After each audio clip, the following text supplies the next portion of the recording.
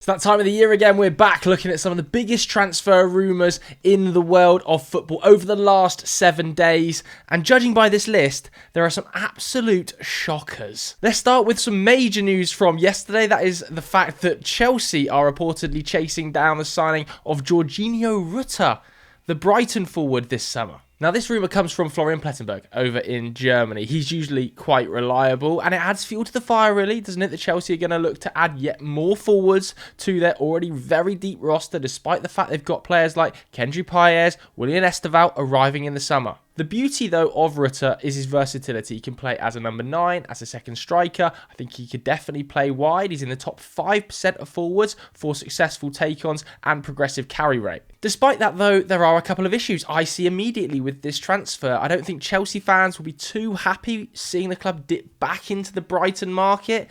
They've done that endlessly for a number of different players, some to much success, like Moises Caicedo, and some to much less success, i.e. Robert Sanchez. The main issue for me, though, is that they signed him last summer for £40 million. Brighton are extremely tough negotiators. A 22-year-old with Georginio Rutter's ceiling, which is very, very high because of his versatility, because of his attacking excellence, means that surely they're going to want maybe close to 100. Now, that sounds outlandish, but in a market like this, with ability on the ball that Rutter possesses, a work rate off the ball like he also has at 22 years old, I think Brighton would charge the sky for this. I'm a little bit confused by it. I don't quite get the fit. I don't get the fee.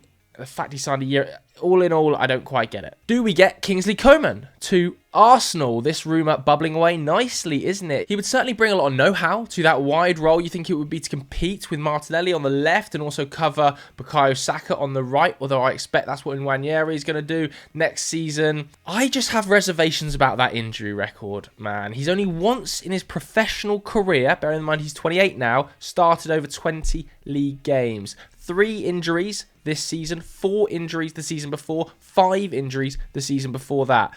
The body has consistently let Kingsley Coman down because his actual ability is sky high. Overall, though, for me, I would still be a little bit confused. Is Kingsley Coman the guy in that forward line to take Arsenal to the next level?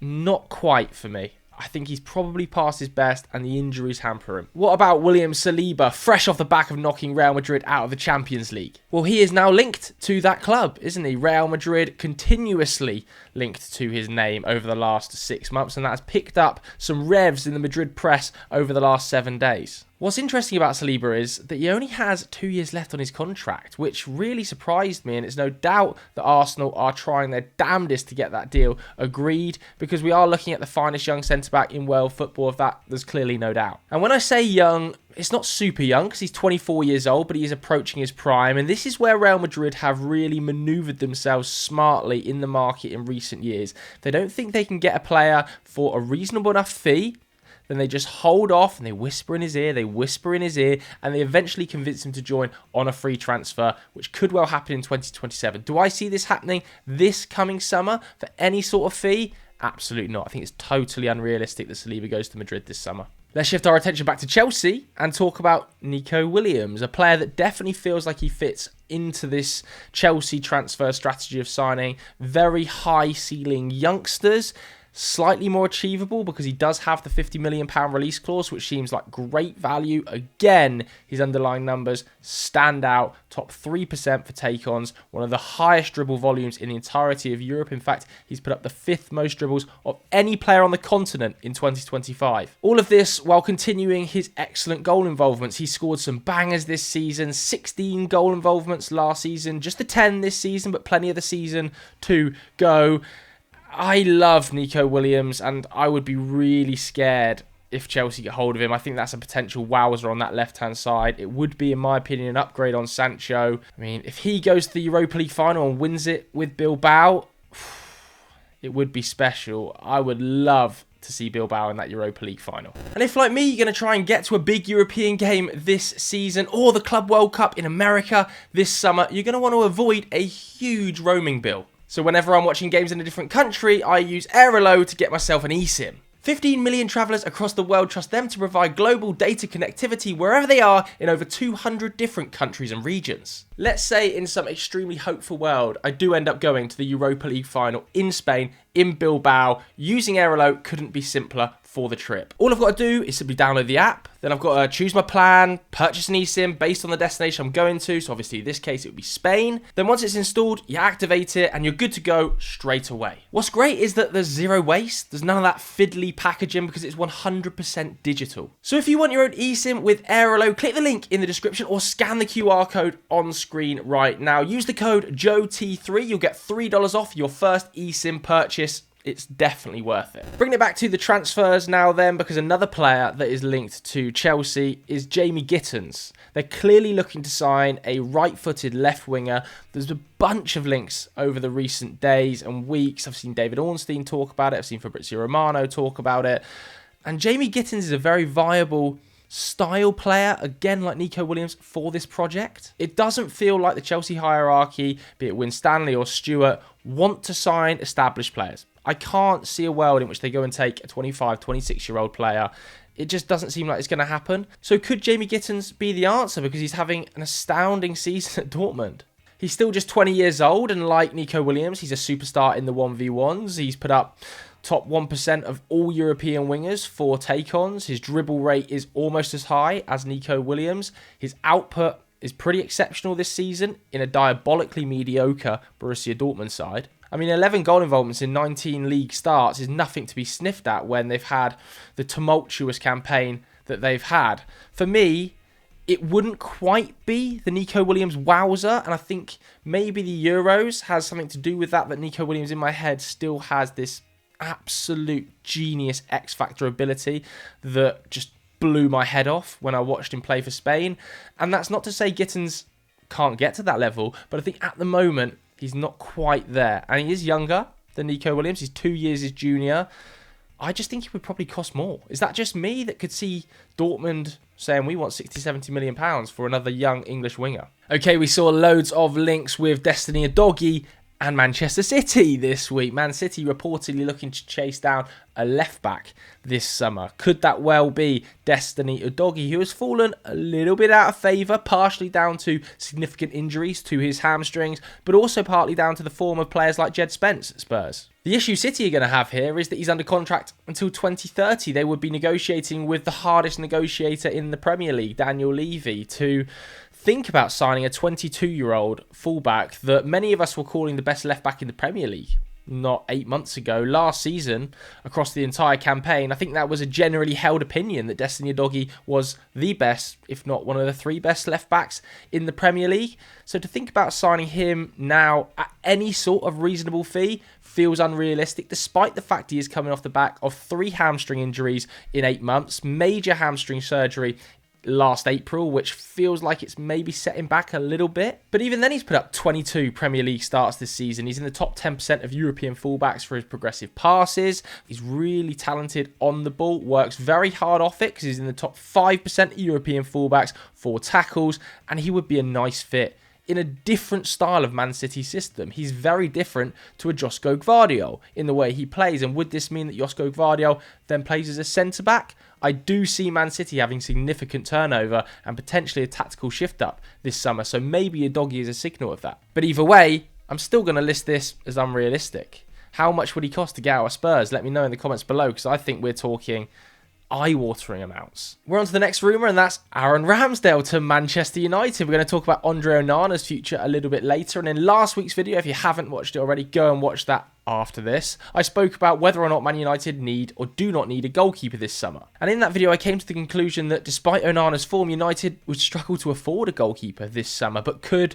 Aaron Ramsdale offer an alternative to that? He has a reported £15 million relegation release clause, and Southampton are already down. That's not the first time Aaron Ramsdale has gone down, though, is it? 3 Premier League relegations so far on his CV. I don't necessarily think that paints a true picture of him. It's not as if Southampton would have stayed up with a different goalkeeper in net. Aaron Ramsdale has had some really good moments between the sticks on the South Coast. His post-shot expected goals numbers, for instance, are still very strong for a player who's conceding on average 20 shots a game. And with homegrown status at 26 years old, you can see why it might well appeal to Manchester United. I'm not too sure, though, from a fan base perspective, how well this rumour would be received. It wouldn't be nearly as bad as some people have made out online. I actually like Aaron Ramsdale as a goalkeeper, as a person and personality. He is brilliant, such a good character to have around the changing room. That's definitely one of the reasons Mikel Arteta first brought him into Arsenal. He's pretty decent on the ball, a fine shot stopper, and there's an argument to be made. Manchester United fans, I want to hear from you actually. Would this be a really negative move, or would this actually be an underrated signing at £15 million in a goalkeeper market that doesn't look like there's loads of options in?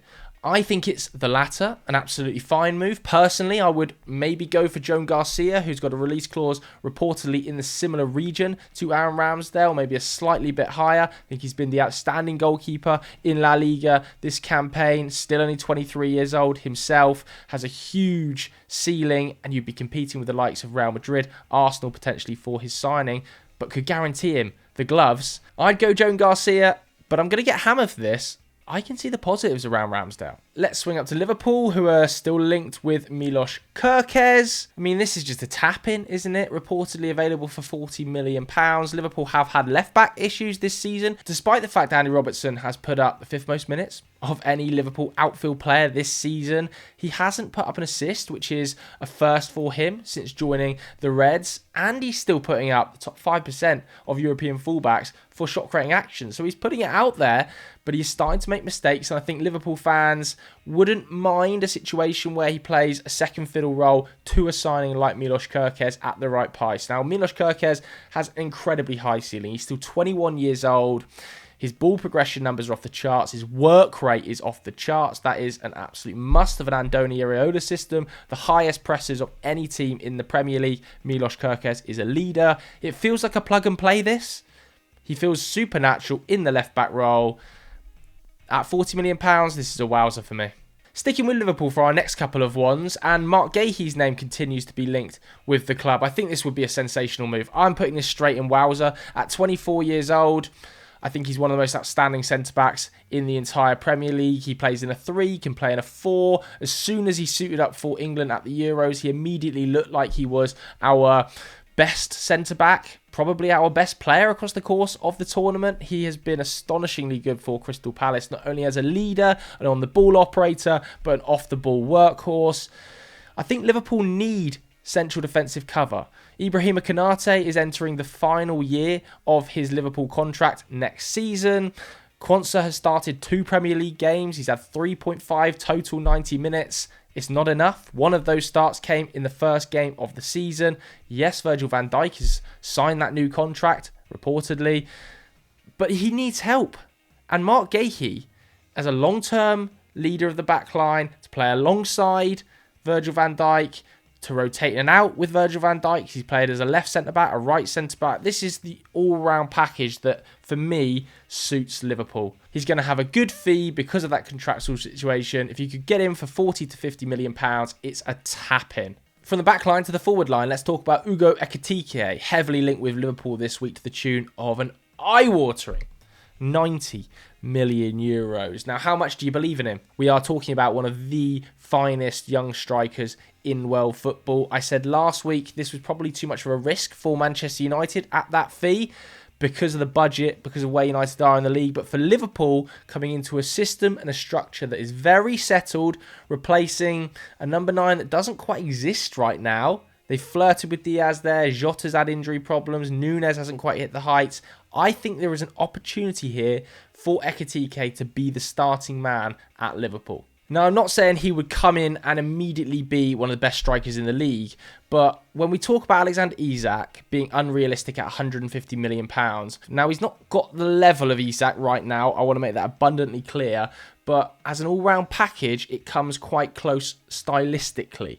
In a couple of years' time, we might be talking about him being an Alexander Isak level player. It didn't work at PSG. I think for €90 million, that would probably blow me head off, so I would have to put it down as a wowzer. Sver Nipan. We finally might get an answer to the question, where on earth is he going to be playing? He's travelled around the entirety of Europe, touted to join every single major side. Of course, was heavily linked with Arsenal in the summer. That move never happened. Heavily linked and was pictured at Man City, potentially going to Girona as part of the City group. That didn't happen. It now feels like Aston Villa, according to David Ornstein, are leading the charge for his signature. And it would be an interesting selection, wouldn't it? Because in advanced roles, they've already got Morgan Rogers, young attacking midfielder, Jacob Ramsey, young attacking midfielder, John McGinn, one of the club leaders, club captains, can play in that advanced role. In the deeper roles where Sver doesn't really play, but there have been talks about him playing slightly deeper, you've got Onana, you've got Kamara, you've got Yuri Tielemans.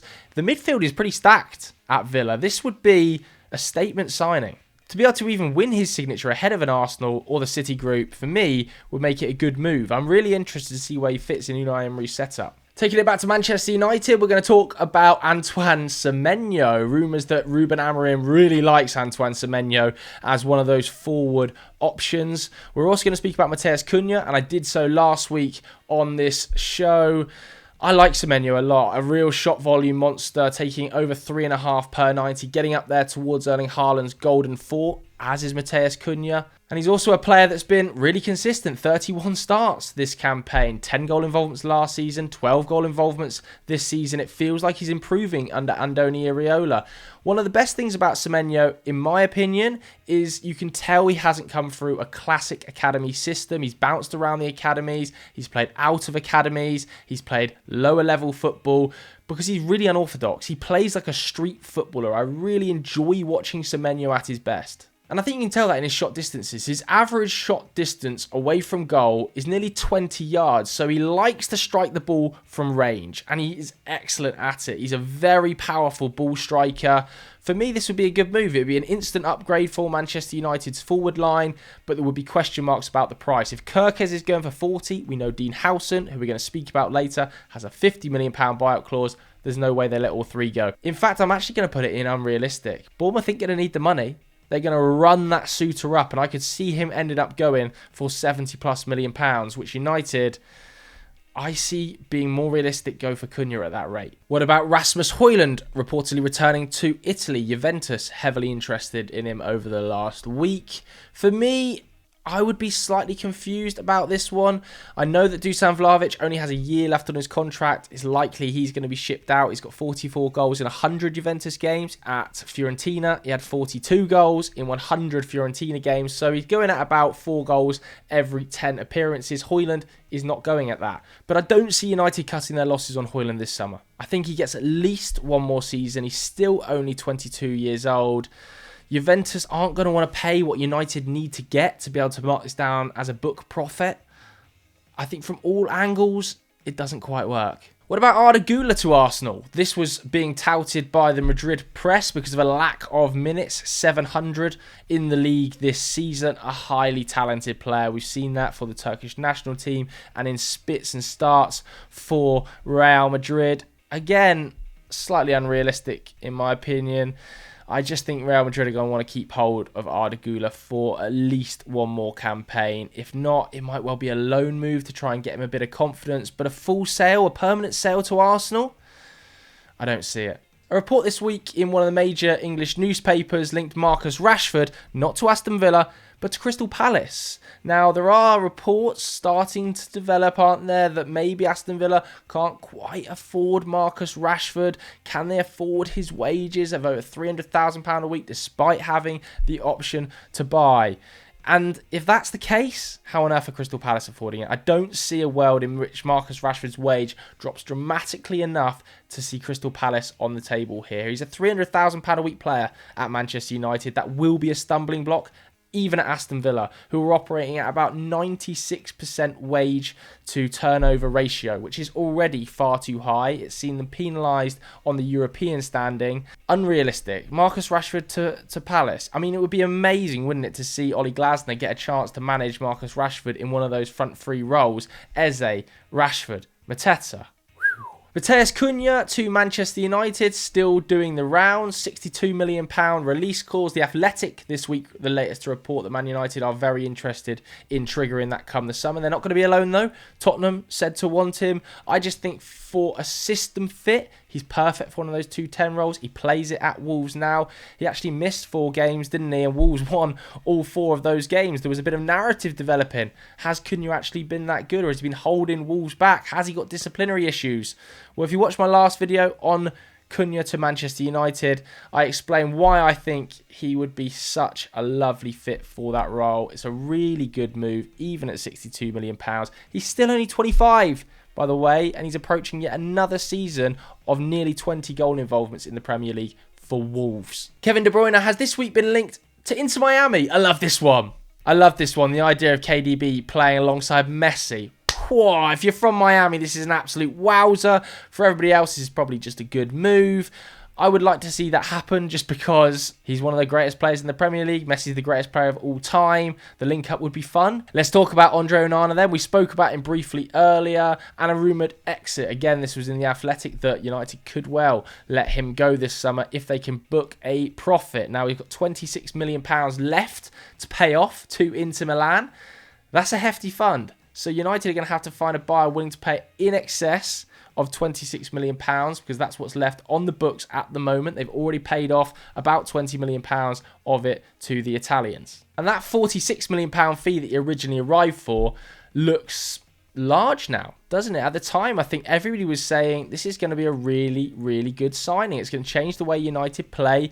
He had really good shot-stopping numbers, especially at a Champions League level, even domestically this season. He's still the 5th highest in the Premier League for expected goals prevented. His shot stopping from a statistical standpoint this season in the league has been fine. But the thing United fans and maybe United themselves didn't quite account for is the volume of mistakes. 8 errors leading to goals in the Premier League alone. In Europe, that figure goes up dramatically, of course. Let's not forget the Champions League campaign last season, the Europa League against Lyon and other occasions as well. And that has led to a situation where United might well have to find a goalkeeper this summer to maybe compete with Onana. So where is the buyer? Is it Saudi Arabia? It feels like that's just a cheap name thrown around now when United or any other club needs to find a player to go, that Saudi Arabia will come in and say, yeah, here's all the money you need. Is that realistic? I don't think it has been recently. I'll be honest with you. I just can't see United being able to get Onana off the books this summer, even if they wanted to. Next up, we've got Dean Howson to Chelsea. Wow, this rumour has sprung up fast. Real Madrid feels like it's fallen down the pecking order. Chelsea, Liverpool, Newcastle all going for him. And the move is expected to be completed really quickly at the start of the summer when the window is open because of the release clause. £50 million release clause. Bournemouth want to get the deal done early so they can plan for the rest of the summer. And the signing club obviously wants to get him in early. I think it's clear to see we're talking about maybe the best 19-year-old centre-back in Europe. I think Pau Kabasi is only 18 still, which gives him a bit of leeway. That's a scary Spanish centre-back duo, isn't it, for the future? He's just remarkable. On the ball, his ability to carry it into midfield, to pass it into midfield. He wins more aerial duels than any other player in Europe for his age. He's dangerous in both boxes. He's composed. He's 6'5". But how about the fit at Chelsea? Because they've already got Levi Colwill, left-footed, left-sided centre-back like Dean Howson, who's very young. The right-sided centre-back is where the issue has been. Tosin has put up 13 starts after arriving from a free transfer from Fulham this season in the league. Fofana, 14 starts, but yet again, he's had a serious injury that's going to keep him out until the start of next season. You've got Saliba, who's had to return after that half-season loan from Crystal Palace. So the right-sided centre-back, to me, is where there feels like there's slightly more issues. Levi Colwill has put up the second most minutes of any outfield player in the Chelsea squad this season. So do you go 2 left-footed centre-backs? I just think Chelsea need to slightly abandon the transfer strategy here and go for a more established senior name to support Levi Colwill. Now, there's no doubt that Howson is the market opportunity here. So, sure, Chelsea bring him in. No doubt I would say that is a wowzer. To be able to beat Liverpool, Madrid, etc. to his signing, unreal. But I'm interested to see the fit. Final one is Jonathan David being linked to West Ham. Now, on the surface of this, a free transfer means to be a pretty incredible deal, wouldn't it? He is scoring yet again for fun, 14 goals in 22 starts in Liga. Across the last 5 seasons of his top flight career, 4 times he's put up over 15 goals in the league. Really great numbers. For XG, he's about middle of the pack for European strikers, about the 50th percentile. For total shots, it's a little bit lower, and a slight worry for me that he doesn't get a volume of shots off. He's in the bottom 20% of European strikers for the volume of shots, but that could well be down to chance creation. He's been at Lille for quite some time now, and for a free, I think this would again be a wowzer. It would probably blow me away because he's been linked with Barcelona, he's been linked with Spurs, he's been linked with United, Chelsea. Pretty much every European super club, Jonathan David's name has been in the mouth of some stage. If West Ham got the deal done, bloody hell, that would really be a shock. Do I think they will? No. So there we go. Some pretty good rumours this week. None down there in oh dear. I can see the name Aaron Ramsdale and a lot of comments saying he should have been down there. Not for me. If you thought that, let me know in the comments below. If you enjoyed this video, hit the like button, hit subscribe. I'll see you later. Goodbye.